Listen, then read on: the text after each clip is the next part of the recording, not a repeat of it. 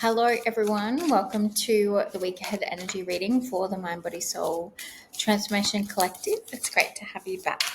I'm recording this on Valentine's Day, and I've just shared a post of all that's been coming up for me today, particularly around the themes of self-love, love versus selfishness, and just really needing to lean into supporting yourself through and honoring whatever surfaces for you, not just on days like Valentine's Day, but in life in general. And that is the greatest act of self-love, is seeing yourself and holding yourself and honoring all parts of yourself. So I'm going to start with an oracle card like we did last week. I've decided to use my Divine Feminine deck, and we will see what wants to come through there, themes for the week ahead, and then we'll dive into some tarot cards to just clarify, I guess, the energy of the week ahead and to guide us in our own paths about how that energy will affect us all. All right, so messages for the week ahead for the Mind Body Soul Transformation Collective for the best and highest good of all. Thank you, Spirit.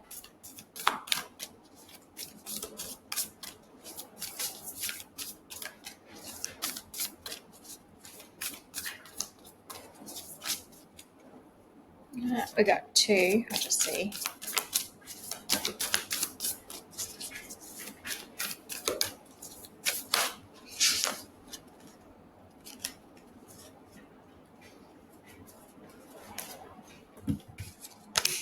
Three. Got Green Tara, the Buddha of enlightened action. My soul informs my every step. I do what my heart compels me to do. Inyanya, the Queen of heaven and earth. I have nothing to hide. I see and accept all that I am, which is basically exactly what I was just saying. And Mayi Ma, the joy permeated mother. I am my own guru. I know the self that never changes.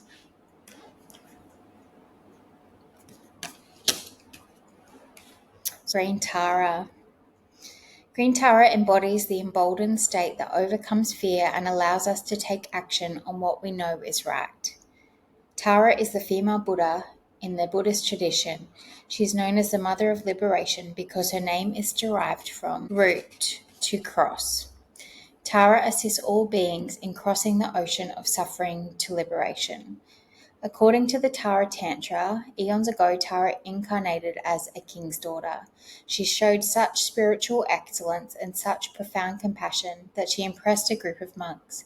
They told her that they would pray for her to be reborn a man so that she could reach enlightenment.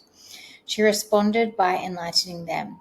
She told them that there's no such thing as male and female. The ideas, projections, and expectations of what we superimpose onto the male form and the female form are not real. They are contrived. Tara vowed then and there before all the monks that she would remain a female, Buddha for all lifetimes, until all beings were liberated from the illusion that a person's sex determines their ability to become enlightened. Tara has 4 different types of enlightened activity and divine attributes depicted symbolically through the colors red, white, black, yellow, and green. Green Tara is Tara's embodiment of compassionate action or enlightened action. Her green color signifies vigor and vitality. Her mudra also represents vitality and the purity of our life force, the prana mudra. She is the action we take from a deeply rooted place within our heart. She is the energy that seeks to act in alignment with what will free us as we liberate others. When your soul selects her card, Green Tara is a sacred nudge to get moving, to do what it is that your soul compels you to do. Don't sit with an idea or a project any longer. Take action on it. Don't think about a friend who keeps coming into your heart. Go bring her dark chocolate or send her a love letter. Don't wait to express your love to someone. You've needed to. Go now. Tell the truth. Let your feet be moved by what has been caged within you. Let your wisdom shift into inspired action. Tara is the message that the time for action is now. There's nothing to wait for and no person you need to become before doing what you've come here to do. Start small, let the soul lead, not the ego. It is not grandeur of the gesture or effort. It is the amount of love something is done with that ever matters. There are so many injustices in the world, so much suffering, that it is easy to get stuck in the molasses of helplessness.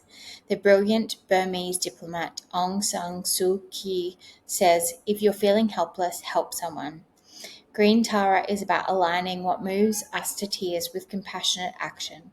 She's the push to do something, anything that might alleviate the suffering of others.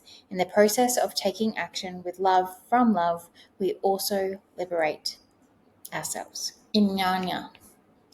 Inyanya represents the power that comes back to us when we accept and integrate our shadow. Inyanya was the most prominent female deity in ancient Mesopotamia, and the height of her worship around the Uruk period of 4000 to 2000 BCE, temples and shrines dedicated to her lined the Tigris and Euphrates River.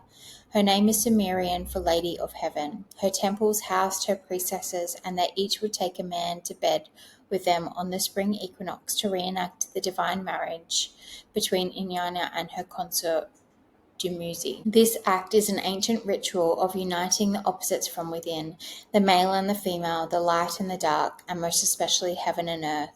This theme occurs in accounts of Inyanya's descent into the underworld to find her sister. She must take off an article of clothing at each of the 7 gates so that when she finally reaches her sister, she is naked. And when Inyanya ascends, she does so with her sister's power. When your soul selects her card, Inyanya goes into the depths of her own unconscious to merge with her twin sister self. She becomes more powerful because she is no longer using conscious psychic energy to keep her shadow or negative attributes hidden deep underground. She courageously descends and faces the aspects of herself that are hard to get to when she's fully dressed or cloaked heavily in ego. Inyanya is an invitation to get naked. She wants us to drop our defenses. She wants us to see how holy and sacred it is to be vulnerable. As above, so below. This is an alchemical adage that suggests heaven and earth are not so separate. It suggests that within us, deep down in the dark cages where we place parts of ourselves, the truths that exist there also exist right here on the surface of our everyday. So, if we are exerting great amounts of energy to keep from seeing our shadow, it is actually playing a large role in our conscious life. When we can face what we think is dark or negative about us, I mean really embrace it and see it for what it is, a beautiful broken place that's a call for love, then we can emerge more whole. We can marry the light and dark aspects of our being, and in uniting with our twin sister from the depths, we can stop projecting her onto other women. We can see and own the hot mess that we are and not get sabotaged by it.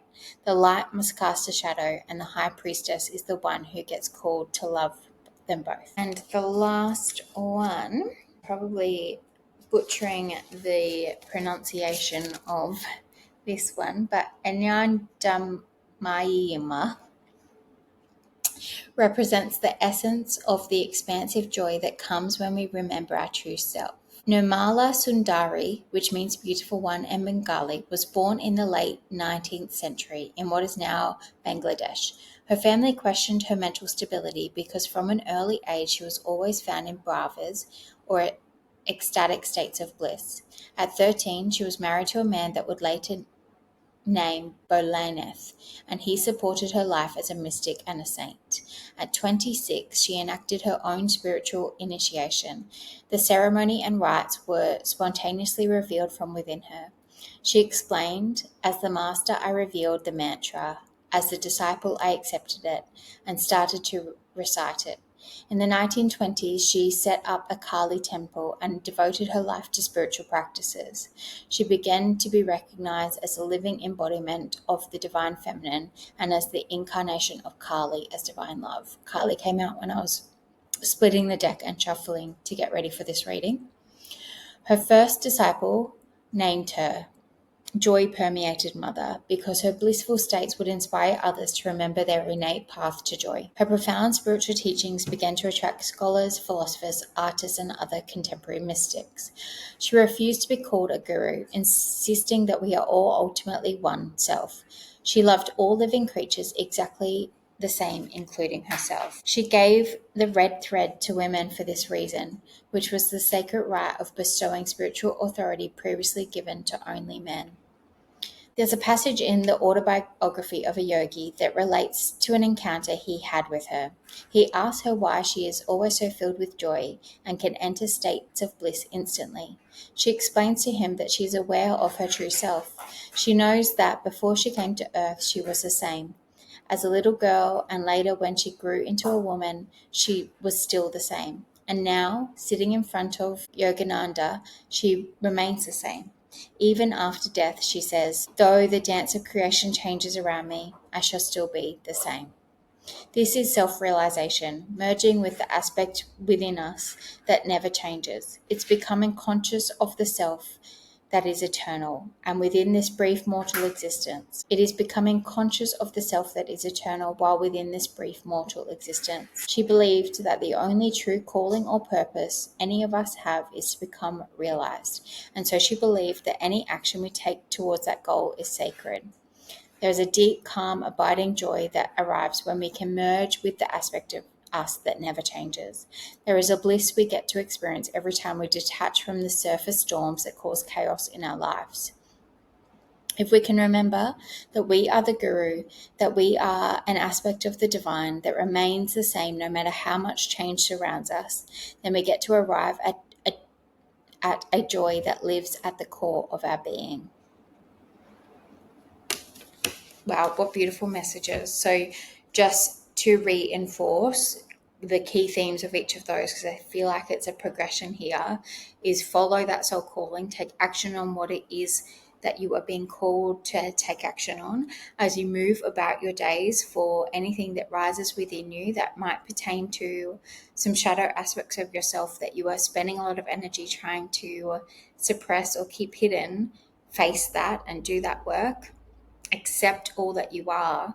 And by doing both of those things, coming more into connection with your soul and making that aligned action, facing and loving those parts of your shadow, you can lean into this place of bliss and joy and realization that you are divine, and that all of the chaos that surrounds us right now in the world doesn't have to pull us off kilter when it comes to us going about what we're here to do right now, which is so important.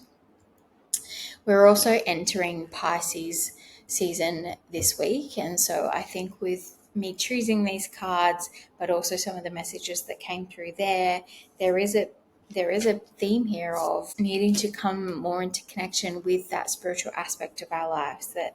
That is what this time is asking of us right now. All right, let's see what the tarot has for us and for the overarching energy of the week ahead. Messages for the Mind Body Soul Transformation Collective for the week ahead.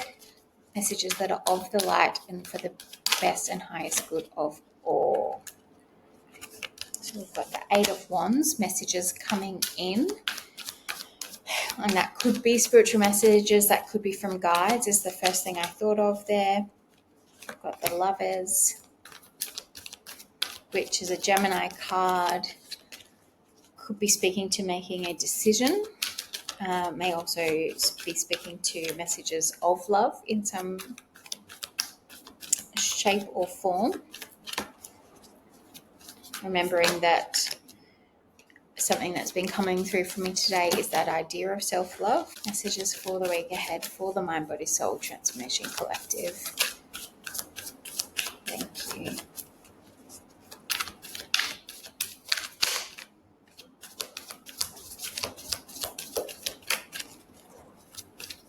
There's something in the astrology about Gemini this week too with the Lovers there. Let me just have a look. So Gemini is all about communication, and Mercury in Pisces is forming a square aspect with Jupiter in Gemini this week, which could lead to some miscommunication. So just being really mindful of how we are communicating, especially if there are those messages coming in or fast communication coming in.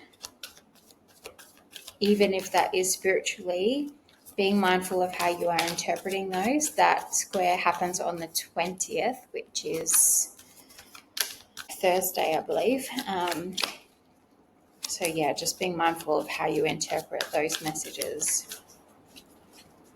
Then I've got the moon, Queen of Wands. One more, Spirit. Messages for the week ahead for the Mind Body Soul Transformation Collective, and Seven of Pentacles and the Emperor. Temperance at the bottom of the deck, Hierophant, Ten of Wands. So as I said, we've got Eight of Wands, the Lovers, the Moon. So the Moon can actually speak to Pisces energy and the spiritual connection, the unknown, intuition, connecting with things the other side of the veil, your guides, spiritual messages coming through. That seems to be a really strong theme in this reading, particularly with the oracle deck that we use and the message that came through really clearly for me with the Eight of Wands, and even having Temperance and the Hierophant at the bottom of the deck. But I am going to clarify some of these cards. And we've got the Queen of Wands stepping into that like passion and power, that sacred action, Green Tara kind of energy here as well, and doing that work with the Seven of Pentacles, putting in the work and reaping the benefits of investing your time and resources and energy into something, starting to see that grow, and that feeds beautifully into that really doing energy of the Emperor as well. I'm going to use a different deck to clarify. Use my Earth Woman Tarot deck. Just give it a shuffle. Split to the Lovers, so that's definitely a strong theme for this reading. Temperance again as well. Magician.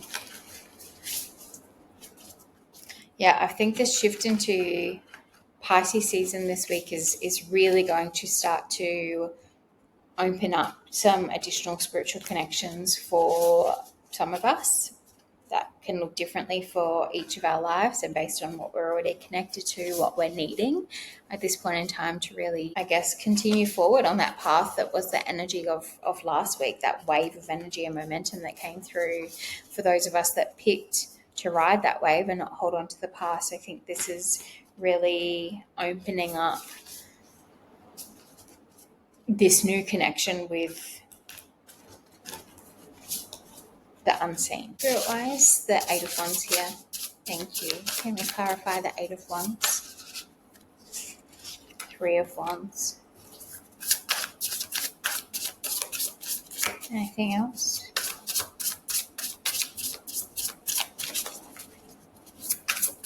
I think with the Three of Wands coming out, to clarify the Eight of Wands, what's coming through for me is there will be messages coming through, and you might be expecting this or waiting for this, or the message might also be, if you are not, to actually just not force this, to just go about your week in that peaceful, aligned energy that the oracle cards spoke to, really leaning into exactly what we were asked to do there, taking sacred action, leaning into looking at our shadow and loving our shadow and honoring all parts of ourselves, and that these messages will start to come in then. These could also be physical messages from another person in your life with the Eight of Wands, and then the Lovers here as well. We've got Three of Pentacles as well. With the Three of Wands and the Three of Pentacles here, it might be that by coming into connection with others this week, these messages could come in, or these messages might relate to soul family or people that you need to be in connection with. But the thing that's really standing out here is we've got 2 threes, and it's a bit like last week where we had those pair of numbers, but 3 can speak to spiritual enlightenment and awakening, and those spiritual connections as a master number can also speak to a teacher. So there might be a teacher coming in for you, or you might be beginning that path. High Priestess on the bottom of the deck. The energy this week is certainly relating to a next level up of our ascension, possibly of our vibration, that's allowing us to connect with things that we're not currently connected with. And again, that will look differently for all of us. So I don't want to lock this into this necessarily having to be really that spiritual plane of connecting with the unseen, but it is meaning to me that there is a change in our vibration. For those of you that rode that wave last week, that is bringing you into connection with things that aren't currently in your life. There are new things coming in, new connections coming in. All right, I'm going to clarify the Lovers. Let me just clarify the Lovers, please, Spirit.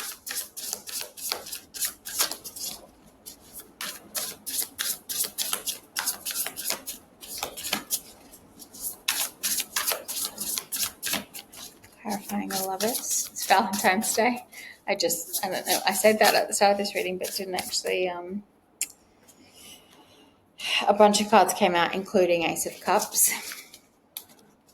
So for some of you, this could be a love connection or a connection grounded in love. Again, that doesn't have to be romantic. Could be self-love that's unlocking this for you.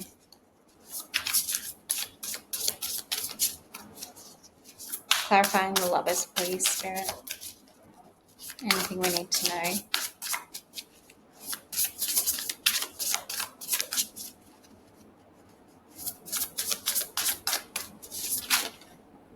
Three of Cups. That's 3 threes now. So what are we missing? We're missing the Three of Swords, which is heartbreak, which doesn't feel like the energy. We've now got the Ace of Wands at the bottom of the deck, and there's the Three of Swords. I just can't ignore the spiritual feeling of this message with now 4 threes here.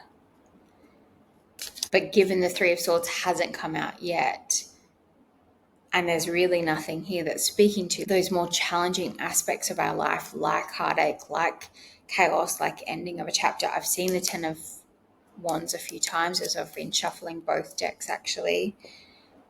But this really does feel like a next step. Like we're moving forward from where we were. We've ridden that rainbow wave of energy from last week. And there is something unlocking for us in our lives as a result of that. The other thing here with the moon, I've already said it speaks to Pisces energy and intuition and emotions and what's lying beneath the surface, what we can't see or what we can't see becoming visible to us.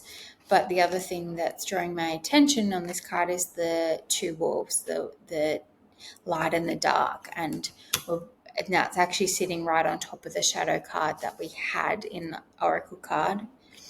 And so I do think, again, there is this message of needing to embrace both parts of ourselves, the light that is so easy to love and is loved by others, and those shadow aspects of ourselves, and bringing that to the surface to be loved, not just by ourselves, but by others, to be seen and honored and loved. Any other clarification around the moon, please, Spirit? Page of Wands, which has a moon on it.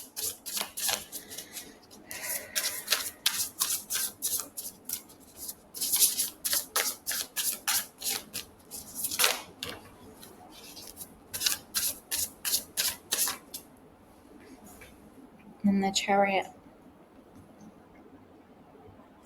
which has got the light and the dark too. So whatever this is, it's coming in quickly. With the Page of Wands here, this is like a new path. Possibly we had the Ace of Wands before as well. Curiosity, something like that's really sparking your interest and you're wanting to explore, which I suspect has a relation to whatever is unlocking with this energy, this next level. And with the Chariot here, again, with that light and dark, we've got that balance of needing to embrace both parts of ourselves, the shadow aspect of ourselves and the light aspect of ourselves, but also the Chariot is a really fast moving energy of something coming in. So I'm really feeling, we've got the Queen of Wands as our next card as well. I'm really feeling like something that has been building beneath the surface is coming in for us this week, and it's really going to like feel very sudden and quick. All right, let's clarify Queen of Wands, please, Spirit. Clarifying Queen of Wands. Thank you. And even with the Seven of Pentacles as the next card, just while I'm clarifying Queen of Wands, it's been growing beneath the surface. Like it's been there the whole time, whatever's coming in. We've got the Page of Cups, so another Page card. Like this is really new and grounded in passion and curiosity and our love with the Page of Cups. So my groceries just arrived, which seems like a message because I knew they were coming, but I'd actually forgotten. So as these messages come through, they may interrupt you with something that you're doing, a path you're already on, divert you onto a new path, or actually may come through in a really unexpected but also unideal time. So I'm imagining now someone having a vision of something mid a meeting or something at work or something, or hearing something, some clairaudience coming online whilst you're trying to do something or focus on something and get something done. And it kind of like throws you because you're like, oh, that's right. This a week ahead energy reading said something was going to come through, but I totally forgotten. And now here it is, but I'm in the middle of something. And so I can't focus on what I'm trying to do right now. Picked up the wrong deck as well. So like being really thrown when this does come through. As I said, we had the Page of Cups come through, and I spoke to you already that we have both page energy and like really having something new spark within you that's grounded in love and passion and curiosity and excitement. But the other thing that I'm really noticing about, because the Page of Cups came out to clarify the Queen of Wands, the other thing I'm noticing about these two women is that they're just like fully embracing themselves. Like they seem to be in joy and just like completely in the moment. And so I do feel like whatever is, what I was going to say is whatever is coming through can push you into that feeling of joy. You know, we had the Joy Permeated Mother card come out in the Oracle reading, but actually the other thing that I'm getting is this may come through during those moments. So if you can lean more into those moments of things that really light you up, fill your heart with love, open your heart up, that seems important. Opening your heart chakra up this week will allow these messages to come through more easily. And they won't necessarily then have to force themselves through in moments where it's not great timing. You can have them come through if you go within yourself this week and like really lean into connecting with yourself. All right, Seven of Pentacles. Anything more around the Seven of Pentacles, please, Spirit? What is it that is growing or coming to life this week? Ten of Wands. I told you the Ten of Wands kept wanting to come out, but that's an interesting card to come out to clarify the Seven of Pentacles. Two of Wands. Okay. It's this new path. It's been there the whole time, but you're only just beginning to see it. And you might have been planting seeds towards this new path, but not seeing anything come in to really help you realize it or really feel confident to walk down this new path or connect with whatever it is that is coming through to connect with you this week. But with the Ten of Wands and the Two of Wands, here to clarify the Seven of Pentacles, and I've got Seven of Swords. So we've again got numbers that are very embedded in spiritual meaning. With the Ten of Wands and Two of Wands here, it's like you can finally let go of that old path, of that old way of doing things, and walk this new path now. And it's likely a path that you've wanted to walk, that you've been working towards, that is now coming to fruition.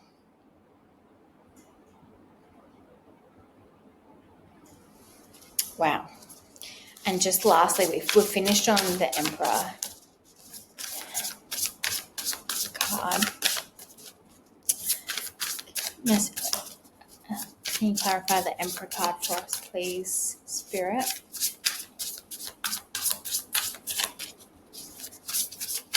I'm noticing he's got an Ankh symbol on his and the world always draws my attention in this deck of the Emperor card. So, and the chess piece. Making your move on, as I said, the Ankh symbol on his arm is really capturing my attention, and this can have a meaning embedded in things like the afterlife, connection to divine wisdom and divine cosmic energy, but also like the balances in opposites, masculine and feminine, life and death. And as we've had the moon and the chariot here, and the idea of embracing our shadow, I think there is a meaning there of this path is bringing into balance all of those opposites and dualities of life, which is a message I'd already put a post up about today.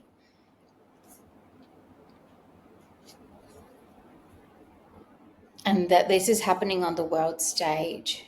And by bringing that into balance, you're really able to lean into that Emperor energy of taking that sacred action, balancing that feminine aspect of yourself with the masculine energy to move in sacred action and alignment with what you're here to do.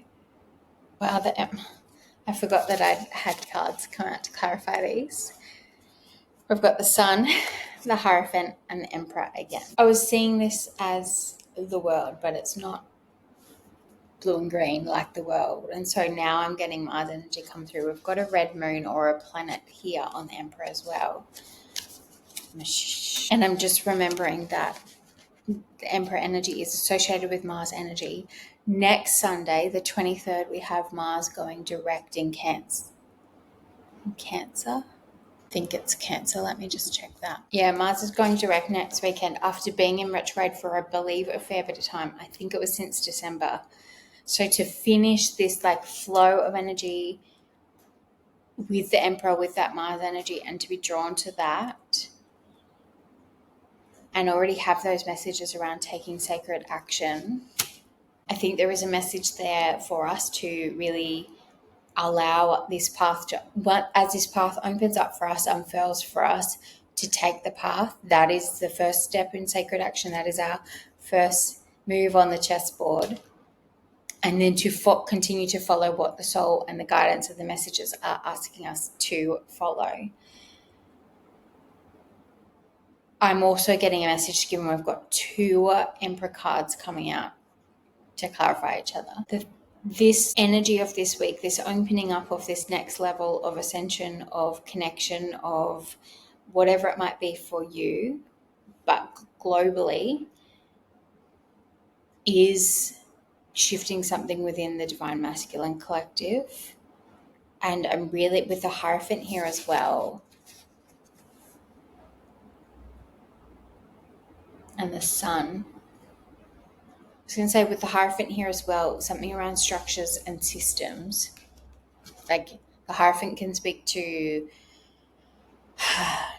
religious systems, governments, education, like those kind of systems we exist in.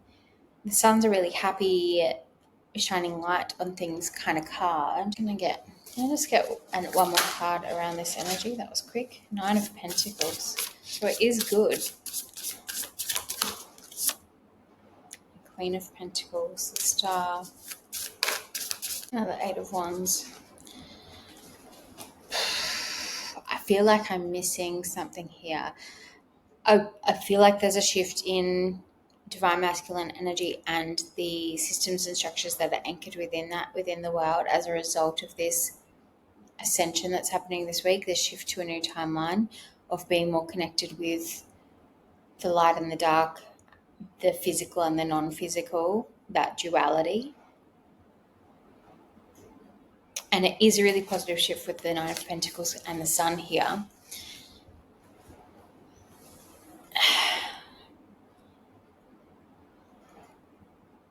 But I'm trying, like, what I'm struggling to get my head around right now is how can we go from those things looking like they do right now, which is far from the divine aspects of masculine energy playing itself out on the world stage, to such a positive, beautiful shift with the Sun here. Like I thought I was getting the message of the light's being shown on something, but it's not. It's that duality message of loving all parts of ourselves, and that's within and without ourselves. So it, oh, chills. It's not that the physical representation of the masculine energy can change this quickly, can change by the end of this week, but more of us waking up, more of us stepping into connection with the divine aspects of ourselves, with the divine aspects of the universe, allow more of us to step into this place of seeing the duality and loving the duality of life. And that includes recognizing that the things that are playing out on a world stage, whilst they are heartbreaking, are coming from somewhere, and meeting that part of the world with compassion, with grace, and with curiosity and love, meeting that with love. And that this shift this week will allow more people to do that, which seems so far from possible, I'm sure, for many right now. But by doing that, by meeting all parts of not just ourselves, but the world with love, we shift that energy.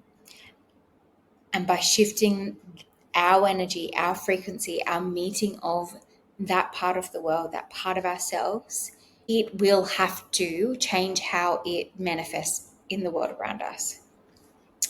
And I'm not,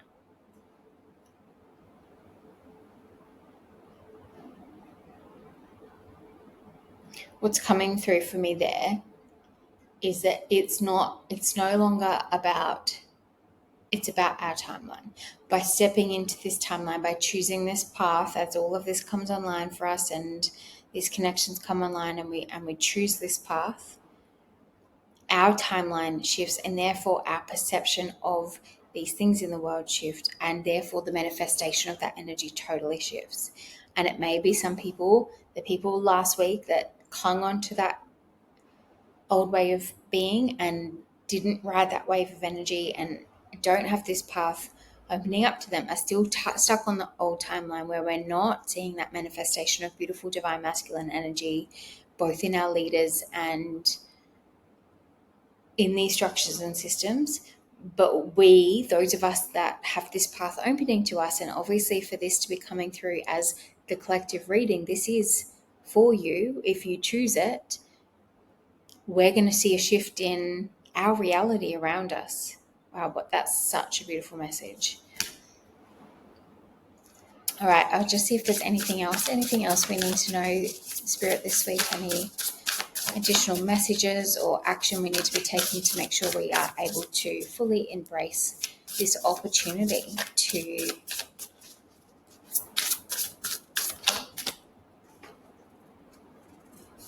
Four of Swords.